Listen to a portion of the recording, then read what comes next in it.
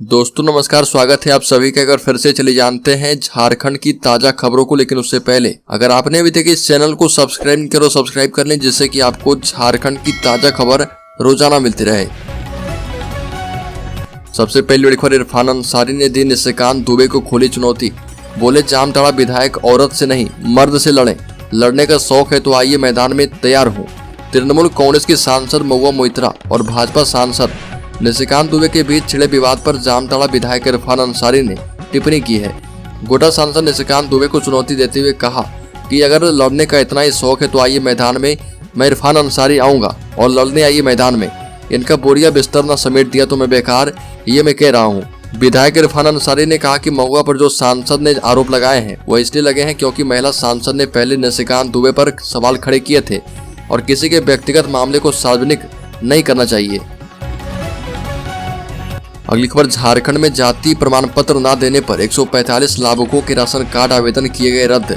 राज्य खाद्य आयोग ने दिए हैं जांच के आदेश। बता दें कि राज्य सरकार सभी आवश्यकतामंद को हर माह अनाज रियायती दर पर मुहैया करवाने के लिए व्यापक अभियान चलाती है, लेकिन पदाधिकारी ऐसे प्रयास को पलीता लगाते नजर आते हैं। ताजा मामला लातेहार जिले का है, जहाँ विभिन्न प्रखंडों में 145 राशन कार्ड के आवेदन रद्द कर दिए जाने की शिकायत मिली है। राशन कार्डों का आवेदन रद्द करने के पीछे कारण बताया गया है कि आवेदकों ने आवेदन के साथ जाति प्रमाण पत्र उपलब्ध नहीं किए थे। उल्लेखनीय कि इसके लिए जाति प्रमाण पत्र उपलब्ध कराने का कोई प्रावधान नहीं है। राशन कार्ड के अधिकांश आवेदक अनुसूचित जनजाति और अनुसूचित जाति के हैं। अगली खबर, प्रतिबिंब बनेगा साइबर क्रिमिनल्स के खिलाफ हथियार। देश भर के साइबर ठगों की होगी मैपिंग। सिम कार्डों का भी डेटा बेस होगा तैयार। देश भर में साइबर अपराध पर लगाम लगाने के लिए झारखंड सीआईडी की ओर से विशेष तैयारी की जा रही है। साइबर अपराधियों के सिम डेटाबेस को एक जगह इकट्ठा करने के लिए प्रतिबिंब नाम का पोर्टल तैयार किया जा रहा। झारखंड सीआईडी ने साइबर अपराधी के द्वारा इस्तेमाल किए जा रहे सिम कार्डों का डेटाबेस तैयार करना शुरू कर दिया है। साथ ही उन इलाकों की मैपिंग भी की जा रही है जिनका इस्तेमाल ठगी के लिए सबसे ज्यादा किया जा रहा। इसे सीआईडी के प्रतिबिंब पोर्टल पर रजिस्टर किया जा रहा। उन इलाकों की मैपिंग भी की जा रही है जहां से सिम कार्ड और ठगी के लिए कॉल किए जा रहे हैं। सीआईडी के डीजी अनुराग गुप्ता ने बताया कि प्रतिबिंब में वो सभी नंबर दर्ज हैं जिनका इस्तेमाल देश में कहीं भी साइबर ठगी में किया जा रहा है। साइबर ठगी में इस्तेमाल हो रहे इन नंबरों को राज्य के संबंधित जिलों के एसपी को भेजा जाएगा ताकि उन नंबरों को ब्लॉक किया जा पाए। साथ ही सर्विस प्रोवाइडर्स को भी इस बारे में जानकारी दी जाएगी ताकि सिम का फर्जी इस्तेमाल रोका जा पाए। अगली खबर, झारखंड में इंडिया गठबंधन के लिए सीट शेयरिंग नहीं है आसान। वाम मोर्चा ने 3 लोकसभा सीटों पर ठोकी दावेदारी। पूरे देश की विपक्षी पार्टियों को एक करते हुए जहां इंडिया गठबंधन का गठन करके विपक्षी एकता की बात कही जा रही है, वहीं सीट शेयरिंग पर गठबंधन के अंदर लड़ाई देखने को मिलता है। और बता दें कि झारखंड में अलग अलग दल अलग अलग लोकसभा सीटों पर दावा ठोक रहे हैं। वाम मोर्चा ने झारखंड की 3 लोकसभा सीटों पर दावा ठोक दिया है। 2024 के लोकसभा चुनाव में दिल्ली की सत्ता से मोदी सरकार को बेदखल करने के लिए 26 पार्टियों का इंडिया गठबंधन बन तो गया है, लेकिन झारखंड जैसे राज्य में जहां सिर्फ 14 लोकसभा सीटें हैं, सीट बंटवारा आसान नहीं है। हालांकि पार्टियां अलग अलग तर्कों के सहारे अपने दावे को सही ठहरा रही है। बड़ी खबर, झारखंड आंदोलनकारियों को गांव-गांव से चिन्हित कर रही हेमंत सरकार। अब तक 10,000 लोगों की हुई पहचान। राज्य सरकार झारखंड आंदोलनकारियों को गांव-गांव से चिन्हित करना चाहती है। झारखंड आंदोलन में भूमिका निभाने वालों को सम्मानित करना चाहती है। आंदोलनकारी चिन्हितीकरण आयोग के जिम्मे यह काम दिया गया है। राज्य में 2012 तक लगभग 3500 आंदोलनकारी चिन्हित हुए थे और वर्तमान में 10,500 आंदोलनकारी चिन्हित किए गए हैं। इसमें पेंशन पाने वाले और पेंशन रहित आंदोलनकारी शामिल है। वहीं राज्य सरकार ने विभिन्न गोलीकांड में मारे गए आंदोलनकारियों के 17 परिजनों को नौकरी दी है। मुख्यमंत्री हेमंत सोरेन ने गाँव-गाँव में आंदोलनकारी एवं आंदोलन में डुगडुगी बजाकर संदेश देने वालों को भी सम्मानित करने का निर्देश आयोग को दिया है। वर्तमान में आंदोलनकारी चिन्हितीकरण आयोग में अध्यक्ष दुर्गा उरांव और 2 सदस्य शामिल किए गए हैं। अगली खबर, हाईकोर्ट ने ओबीसी आयोग के अध्यक्ष की नियुक्ति नहीं होने पर झारखंड सरकार से मांगा जवाब। झारखंड हाईकोर्ट ने नाराजगी जताते हुए राज्य सरकार से जवाब मांगा है कि राज्य में ओबीसी आयोग यानी पिछड़ी जाति आयोग के अध्यक्ष की नियुक्ति क्यों नहीं की गई और राज्य सरकार से हलफनामा दाखिल कर यह बताने को कहा गया है कि आयोग के अध्यक्ष की नियुक्ति कब की जाएगी। कोर्ट ने कहा है कि ऐसा न करने पर राज्य के कार्मिक सचिव को सशरीर उपस्थित होना होगा। न्यायमूर्ति रंगन मुखोपाध्याय की पीठ ने राज्य में लंबित नगर निकायों के चुनाव जल्द करवाने की मांग को लेकर दायर रीट याचिका पर सुनवाई करते हुए यह निर्देश दिए हैं। अगली खबर, छत्तीसगढ़ में बीजेपी के लिए प्रचार कर रहे बाबूलाल मरांडी। कुनकुरी में कहा कि सरकार नहीं भविष्य बनाना है। झारखंड बीजेपी के प्रदेश अध्यक्ष एवं पूर्व मुख्यमंत्री बाबूलाल मरांडी छत्तीसगढ़ में भारतीय जनता पार्टी के प्रत्याशियों के पक्ष में प्रचार करने में जुट गए हैं। मरांडी ने कुनकुरी विधानसभा क्षेत्र के बीजेपी प्रत्याशी विष्णुदेव साय के पक्ष में जनसभा को संबोधित करते हुए कहा कि कांग्रेस की मानसिकता विकास विरोधी है। कांग्रेस को जनता की सेवा, गांव गरीब किसान की सेवा से कोई मतलब नहीं। कांग्रेस पार्टी आदिवासियों, दलितों, पिछड़ों के नाम पर सिर्फ वोट लेना चाहती है। ये भी कहा कि देश में लगभग 60 वर्षों तक कांग्रेस पार्टी ने सत्ता संभाली, लेकिन अलग छत्तीसगढ़ राज्य अटल बिहारी वाजपेयी के नेतृत्व में बनी बीजेपी की सरकार नहीं दिया। बड़ीकर पश्चिम सिंहभूम के 2 गांव में अज्ञात बीमारी से 5 बच्चों सहित 7 की मौत, भेजी जा रही है जांच टीम। पश्चिम सिंहभूम जिले के नोवा मुंडी प्रखंड के 2 गांव में फैली अज्ञात बीमारी से 1 हफ्ते के भीतर 7 लोगों की मौत हो गई। इनमें 5 बच्चे शामिल हैं। 2 दर्जन से ज्यादा बच्चे बीमार हैं। इसकी जानकारी मिलने पर स्वास्थ्य विभाग की ओर से टीम भेजी जा रही है। बताया गया कि नोवा मुंडी के रेंगो टोला और कांतोड़िया में 3 वर्षीय टुई अंगरिया, विष्णु सिरका की 3 वर्षीय बेटी मोची चंतोवा के 10 वर्षीय बेटे दरोगा चंतोवा और 7 वर्षीय बेटी माई चंतोवा का निधन एक जैसे लक्षणों के बाद हुआ है। इसके अलावा 22 वर्षीय कोंदा हेम्ब्रम और 26 वर्षीय सारो बिरुआ की मौत भी एक जैसे लक्षण के कारण हुई है।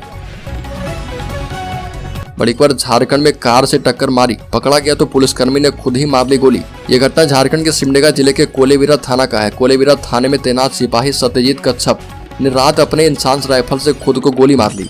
जानकारी के मुताबिक सत्यजीत कच्छप अपनी कार से पुतरी टोला बरसलोइया की ओर जा रहा था। लसिया गांव के पास उनकी कार से नियंत्रण छूट गया और उसने मोटरसाइकिल पर जा रहे 2 लोगों को टक्कर मार दी। हादसे के बाद स्थानीय लोग गुस्से में आ गए। लोगों ने सत्यजीत का पीछा किया। वह भागने लगा और भीड़ के साथ धक्का मुक्की के दौरान उसने हवाई फायरिंग की, जिसके बाद वहां भगदड़ मच गई। बड़ीकर राजमहल के फुलवरिया में शिक्षा व्यवस्था की खुली पोल, शिक्षकों की है भारी कमी। शिक्षा के अधिकार अधिनियम एवं गुणवत्तापूर्ण शिक्षा मुहैया करवाने को लेकर विभागीय घोषणाओं के बीच धरातल पर शिक्षा व्यवस्था की स्थिति कुछ और ही बयां कर रही है। प्रखंड क्षेत्र के फुलवरिया राजकीय मध्य विद्यालय में वर्ग 1 से अष्टम तक में 1375 बच्चे नामांकित हैं। इन बच्चों के भविष्य को बनाने की जवाबदेही विभाग ने प्राचार्य सहित 3 शिक्षकों को दी है। विद्यालय में बच्चों के मुताबिक शिक्षक नहीं होने के कारण काफी परेशानियां होती है। विज्ञान के शिक्षक नहीं रहने के कारण विशेष परेशानी होती है और विद्यालय में डिजिटल क्लास के लिए 2 प्रोजेक्टर भी लगाए गए हैं। बड़ीकर साहिबगंज में मोबाइल टावर कंपनियों को नोटिस, श्रम विभाग ने 30 दिन के अंदर 85 लाख रुपए भुगतान करने के दिए निर्देश। श्रम विभाग मोबाइल टावर लगाने वाली कंपनियों से बकाया राशि करीब 85 लाख रुपए राजस्व वसूलने जा रहा। विभाग ने आदेश जारी कर पत्र के माध्यम से सभी कंपनियों को निर्देश जारी किए हैं कि 30 दिनों के अंदर बकाया राशि जमा करें, वरना कानूनी कार्रवाई की जाएगी। विभागों के आंकड़ों के मुताबिक जिले में मोबाइल टावर लगाने वाले Reliance Jio, Bharti Airtel, ATC tower, Vision India proper limited और समित डिजिटल इंफ्रास्ट्रक्चर लिमिटेड के द्वारा कुल 242 टावर लगाए गए हैं, लेकिन आज तक इसकी शेष संबंधित सूचना साहिबगंज के श्रम विभाग को नहीं दी गई है। बड़ीकर जेएसएससी परीक्षा में गड़बड़ी की सीबीआई जांच की मांग, राजभवन तक छात्रों ने निकाला अधिकार मार्च। झारखंड में जेएसएससी एक बार फिर से विवादों में है। छात्र जेएसएससी परीक्षा में गड़बड़ी का आरोप लगाते हुए सड़क पर उतर चुके हैं। बता दें कि जेएसएससी के द्वारा कनीय अभियंता, लैब टेक्नीशियन, नगर पालिका सेवा की परीक्षा ली गई थी, लेकिन यह विवादों में है। छात्रों का आरोप है कि परीक्षा का पेपर पहले लीक कर दिया गया था। इसी के साथ छात्र इसकी जांच सीबीआई से कराने की मांग कर रहे। इस मांग को लेकर झारखंड के छात्र सड़कों पर उतरकर सरकार के खिलाफ जमकर बवाल काट रहे। छात्र नेता मनोज यादव ने कहा कि जब छात्र के भविष्य पर सवाल खड़ा होता है तब छात्र के हित में सड़क पर दिखेंगे। मनोज यादव ने कहा कि 6 सेंटरों पर परीक्षा रद्द कर दी गई है, जबकि पूरे राज्य भर के हर सेंटर में यह परीक्षा रद्द करनी चाहिए। बड़ीकर रांची में कई थाना प्रभारी बदले गए। बरियातू और सदर में हुई प्रभारी की पोस्टिंग। रांची एसएसपी चंदन कुमार सिन्हा ने कई थाना प्रभारी का तबादला कर दिया है। साथ ही जिन थानों में प्रभारी नहीं थे उन थानों में प्रभारियों की पोस्टिंग कर दी गई है। रांची में बेहतर पुलिसिंग के लिए एसएसपी ने यह पहल की है।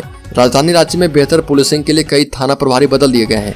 वहीं दूसरे जिले में तबादले की वजह से खाली पड़े विभिन्न थानों में भी थाना प्रभारी की पोस्टिंग रांची एसएसपी चंदन कुमार सिन्हा के द्वारा कर दी गई है, जिसमें लक्ष्मीकांत सिंह को सदर थाना और सुरेश मंडल को बरियातू थाना प्रभारी बनाया गया है। बदले गए सभी पुलिस अधिकारी को नए पोस्टिंग स्थल पर तत्काल ज्वाइन करवाने का निर्देश दिया गया है। अलीगढ़ पोस्ता की खेती रोकना पुलिस के लिए चुनौती। झारखंड बिहार सीमा पर पोस्ता की खेती को लेकर पलामू पुलिस अलर्ट। चतरा और हजारीबाग के सीमावर्ती इलाके में अवैध पोस्ता की खेती करने की सूचना पुलिस को प्राप्त हुई है। इसको लेकर पलामू पुलिस अलर्ट में है। संबंधित क्षेत्र में सर्च अभियान चलाया जा रहा और ग्रामीणों को जागरूक किया जा रहा। बता दें कि पोस्ता की खेती कर रोकना पुलिस के लिए एक बड़ी चुनौती है।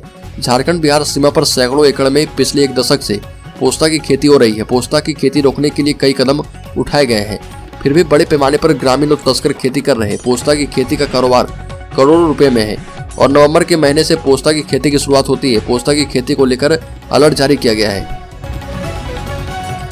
बलिखुर खूंटी में खनिजों के अवैध खनन के खिलाफ कार्रवाई जारी। 3 दिनों में बालू लदे 7 हाईवा और पत्थर लदा एक डंपर जब्त किया गया। खूंटी में खनिजों के अवैध खनन और परिवहन के खिलाफ कार्रवाई जारी है। पिछले 3 दिनों में हुई छापेमारी के दौरान प्रशासन की टीम ने बालू लदे कुल 7 हाईवा और पत्थर लदा डंपर जब्त किया है। हाईवा मालिकों के खिलाफ थाने में प्राथमिकी दर्ज कर आगे की कार्रवाई शुरू कर दी गई है। बता दें कि जिला प्रशासन के द्वारा लगातार अभियान चलाया जा रहा और इसमें सफलता भी मिल रही है। जिला खनन विभाग की टीम ने अवैध बालू परिवहन के खिलाफ कार्रवाई की है। वहीं खनन विभाग के इंस्पेक्टर सुबोध सिंह ने कर्रा थाना क्षेत्र से 2 बालू लदे हाईवा को जब्त किया है।